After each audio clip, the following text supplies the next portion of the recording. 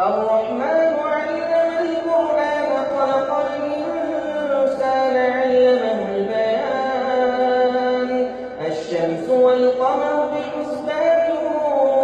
والنجم والشجر يسجدان والسماء رفعها ووضع الميزان ألا تطغوا في الميزان وأقيموا الوزن بالقسط ولا تخسروا الميزان والأرض وضعها للأنام فيها فاكهة والنخل ذات الأكمام والحب ذو العصف والريحان فبأي آلاء ربكما تكذبان خلق الإنسان من صلصال كالفخار وخلق الجان من مارج من نار فبأي آلاء ربكما تكذبان رب المشرقين ورب المغربين فبأي آلاء ربكما تكذبان مرج البحرين يلتقيان بينهما برزخ لا يبغيان فبأي آلاء ربكما تكذبان يخرج منهما اللؤلؤ والمرجان فبأي آلاء ربكما تكذبان وله الجوار